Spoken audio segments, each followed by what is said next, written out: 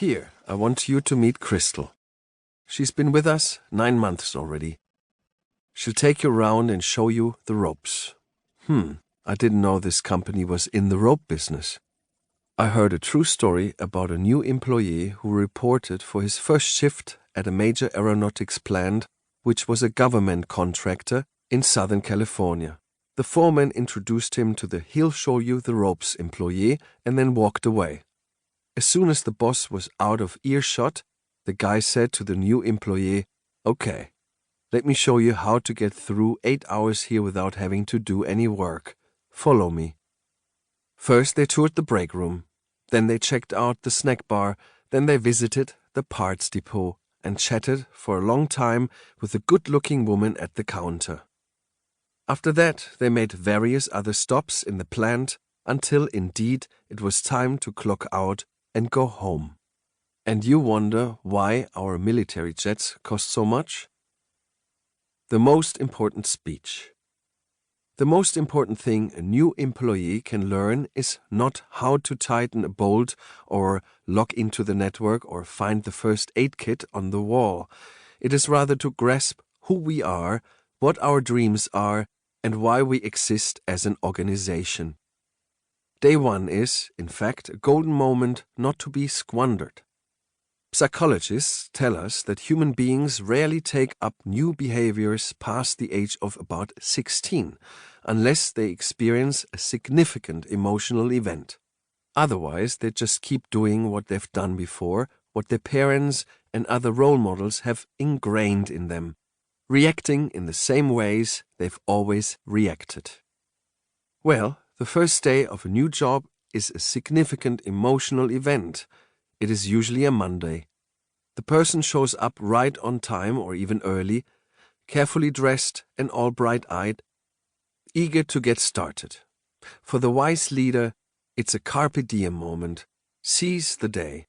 The new employee's ears will never be quite this open again, even on the second or third day.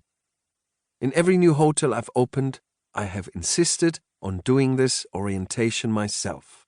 If you were a fly on the wall, here's what you would witness. The room is already abuzz with the new staff members in their seats. I then walk in, wearing my dark business suit and tie. I approach the lectern.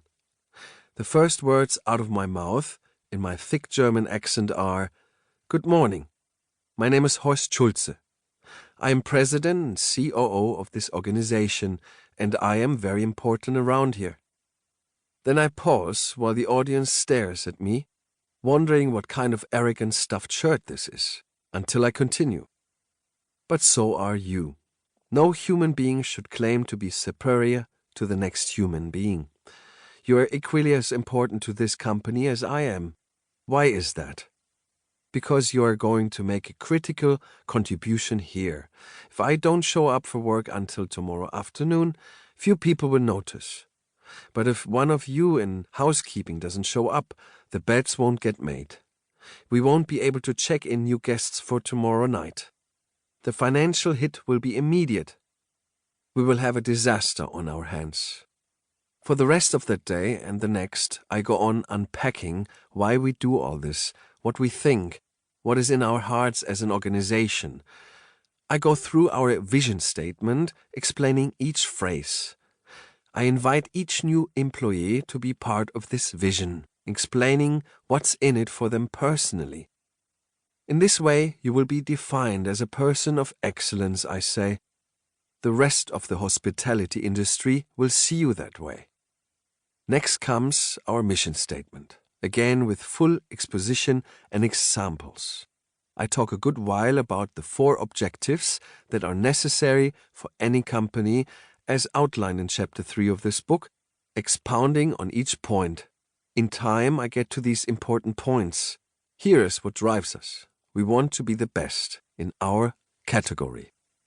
Here's what we believe about customers.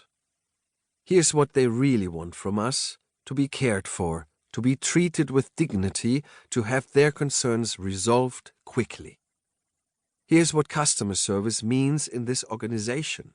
Here is what we are all working to achieve. It is what motivates us. This is our passion. So don't do your job just for me or for your supervisor.